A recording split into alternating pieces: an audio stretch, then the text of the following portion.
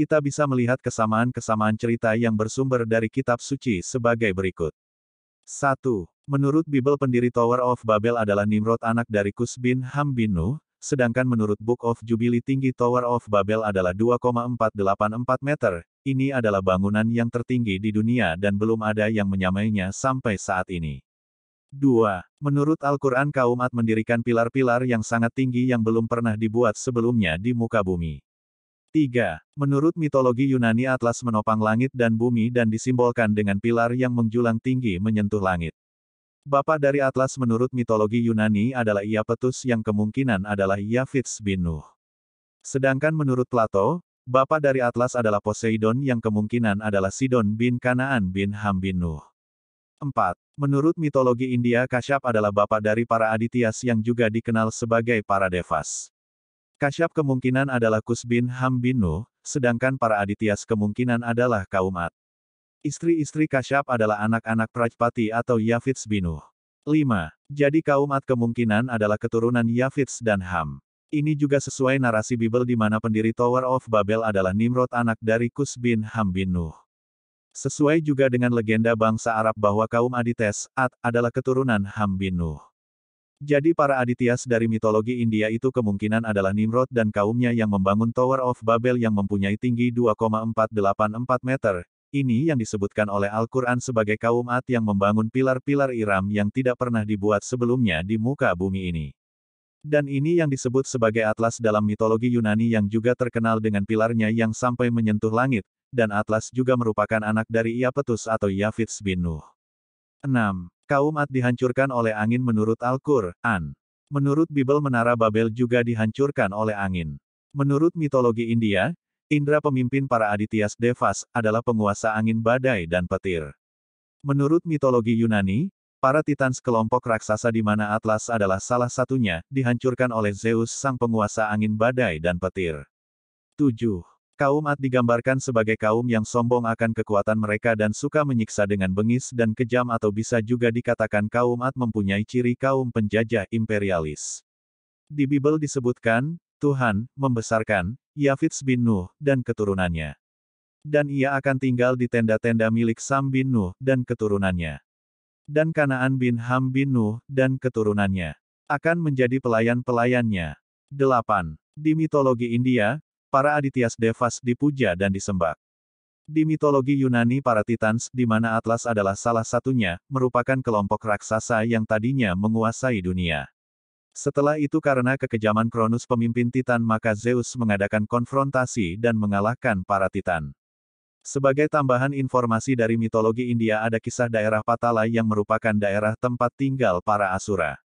Daerah Patala dibagi menjadi 1. Atala 2. Vitala 3. Sutala 4. Talatala 5. Mahatala 6. Rasatala 7. Patala, Nagaloka. Salah satu daerah Patala yaitu Atala, sangat mirip pengucapannya dengan Atlantis. Iram atau Menara Babel atau Pilar Atlas, di dalam mitologi India terdapat kisah Gunung Meru yang dideskripsikan sangat tinggi. Dan ternyata pada awal abad ke-20 seorang berkebangsaan Hungaria Marek Aurelstein menemukan manuskrip-manuskrip Dunhuang, yang diperkirakan berasal dari abad kedua Masehi di dalam Gua 1000 Buddha.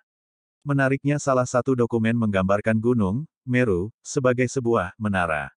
Mungkinkah ini wujud asli Gunung Meru, yaitu sebuah menara yang sangat tinggi yang disebut juga Menara Babel. Iram dalam bahasa Yahudi berarti bercahaya, bersinar, sining, yaitu penduduk Iram yang mempunyai bangunan-bangunan yang tinggi. Qs Al-Fajr, 7, bisa diartikan penduduk kota bercahaya yang mempunyai bangunan-bangunan yang tinggi. Ini mirip dengan deskripsi kota metropolitan di zaman modern. Ketika kita beralih ke Hindu kita masih menemukan Raja Atlantis ini.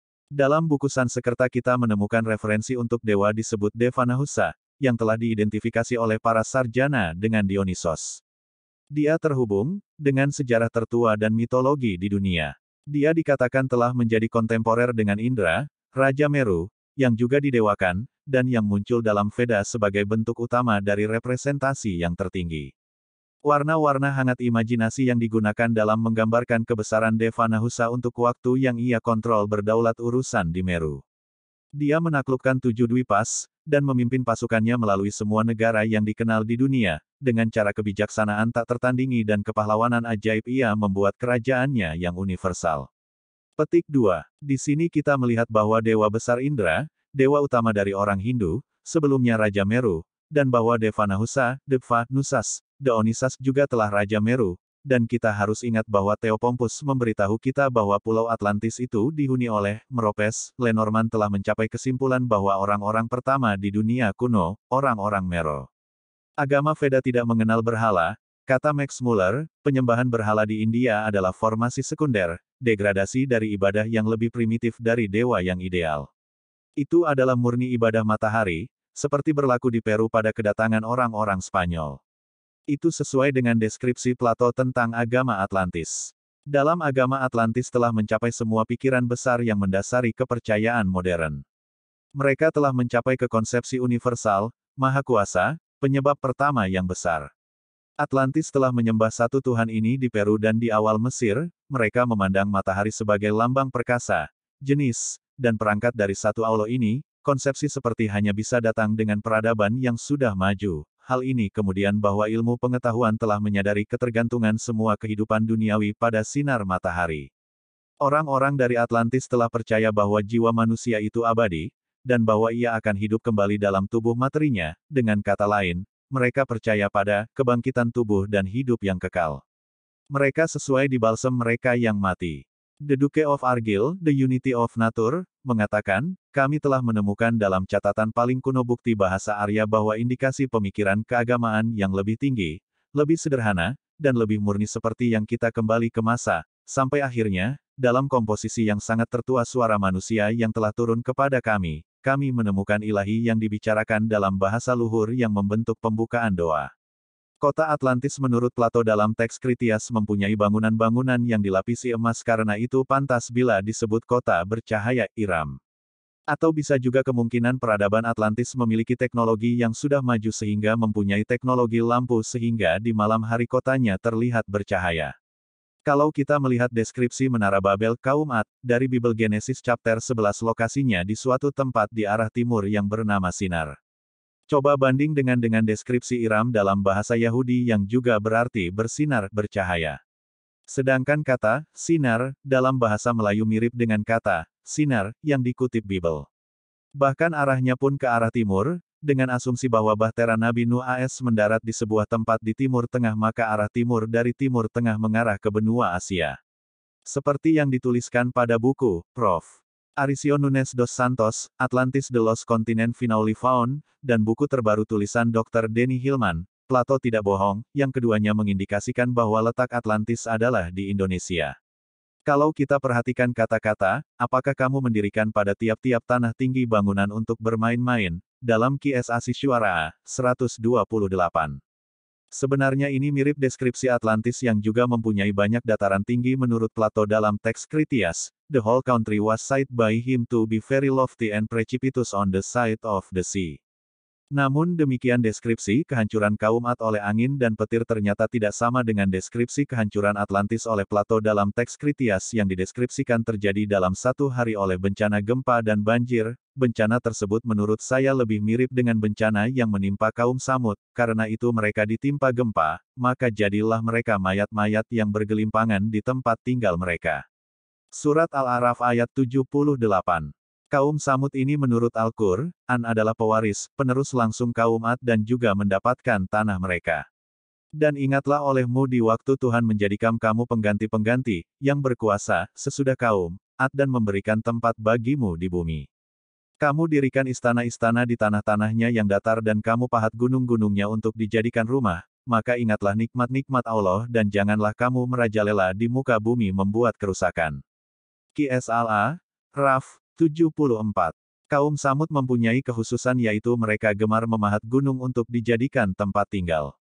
Banyak orang mengira bahwa bangunan yang demikian hanya ada di Madain Saleh, Arab Saudi padahal bangunan-bangunan yang mirip pembuatannya terdapat juga di berbagai penjuru dunia. Seperti kaum Nabi Nuh AS yang tersebar di penjuru bumi, kaum Ad dan kaum Samud sepertinya juga tersebar secara global di seluruh penjuru bumi. Kemungkinan kaum Ad adalah kaum Atlantis generasi pertama yang dihancurkan oleh angin sedangkan kaum Samud adalah kaum Atlantis generasi kedua yang dihancurkan oleh gempa sesuai deskripsi Plato dalam teks Critias.